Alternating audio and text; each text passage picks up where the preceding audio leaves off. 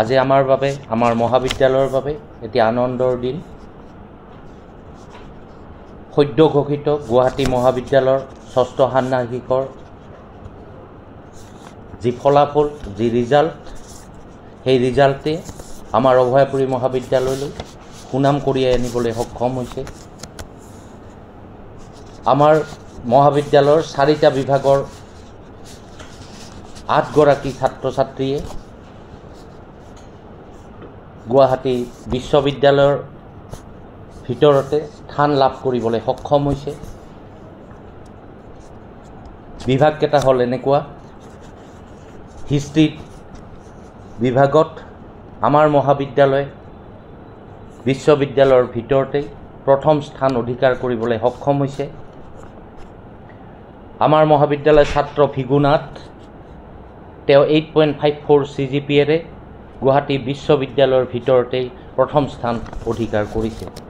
আৰু সেই একেই হিষ্ট্ৰী বিভাগৰ চেহনাজ আলমে 6ষ্ঠ স্থান লাভ কৰিবলৈ সক্ষম হৈছে, আমালৈ সুনাম কঢ়িয়াই আনিছে। একেধৰণে জিঅ'গ্ৰাফী ডিপাৰ্টমেণ্টৰ 3গৰাকী ছাত্ৰ ছাত্ৰীয়ে এইবাৰ যথাক্ৰমে 4ৰ্থ, 6ষ্ঠ আৰু 8ম স্থান লাভ কৰি আমাৰ মহাবিদ্যালয় সুনাম কঢ়িয়াই আনিছে। 4ৰ্থ স্থান লাভ কৰিছে সুস্মিতা আৰ্য, 6ষ্ঠ স্থান লাভ কৰিছে নাদিয়া পাৰভিন আৰু 8ম স্থান লাভ কৰিবলৈ সক্ষম হৈছে আয়েশা আক্তাৰ।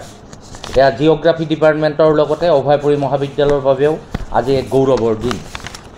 একেধৰণে ফিল'চফি ডিপাৰ্টমেণ্টত ৰীমা সূত্ৰধৰে 3য় স্থান আৰু দলিস্মিতা কলিতাই 7ম স্থানেৰে আমালৈ সুনাম কঢ়িয়াই আনিছে।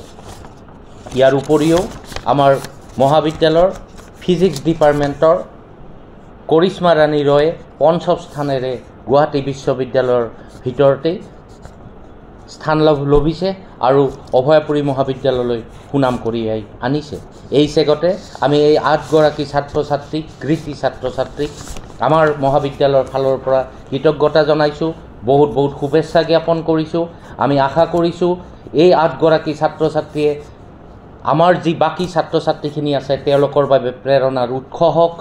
আমাৰ আহি থকা দিনবোৰত, অনাগত দিনত এওঁলোকৰ প্ৰেৰণাৰে আমাৰ ছাত্ৰ ছাত্ৰীখিনিয়ে ইয়াতকৈ অধিক ভাল ৰিজাল্ট কৰিব আৰু নিজৰ লগতে আমাৰ এই অঞ্চলৰ লগতে অভয়াপুৰী মহাবিদ্যালয়ৰো মান উন্নত কৰিব, আমাক গৌৰৱান্বিত কৰিব।